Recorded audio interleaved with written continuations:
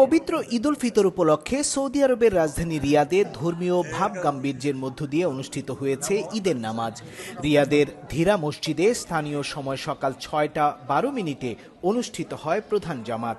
ঈদের নামাজে অংশ নিতে ভোর থেকেই মসজিদ প্রাঙ্গণে ভিড় করেন হাজারো মুসল্লি। এদের মধ্যে উল্লেখযোগ্য সংখ্যক ছিলেন প্রবাসী বাংলাদেশিরা, যারা পরিবার পরিজন থেকে দূরে থেকেও ঈদের আনন্দ ভাগাভাগি করতে একত্রিত হন।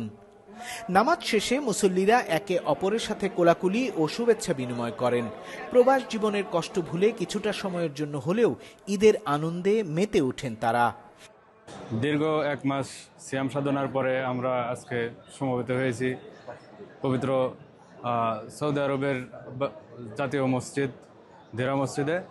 এখানে সবাই বাঙালি মুসলিম যারা ভাই বোন যারা আছে সবাই একসাথে আমরা ঈদের আনন্দ উপভোগ করছি। এবং বিশেষ করে যুদ্ধের দামামার কারণে আমাদের যে ঈদের যে একটা আনন্দ খুশি ছিল সেটা প্রায় মলিন হওয়ার পথে। তারপরে তো আমরা ঈদ তো করতে হবে, আত্মীয় স্বজন এবং যারা আছে ভাই বোন তো সবাই সাথে আজকে ঈদগাহে এসেছি ঈদের নামাজ পড়বো এবং কৌশল বিনিময় করবো। দেশ বিদেশের যে যেখানে আছে সবাইকে ঈদের শুভেচ্ছা, ঈদ মোবারক।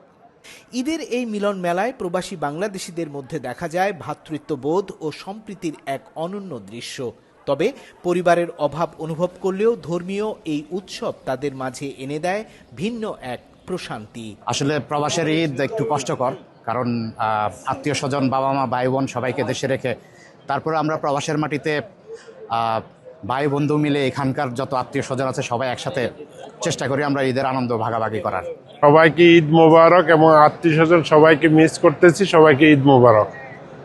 দেশ থেকে হাজার মাইল দূরে থেকেও ধর্মীয় উৎসবকে ঘিরে তারা খুঁজে নেন নিজেদের শেকড়ের টান।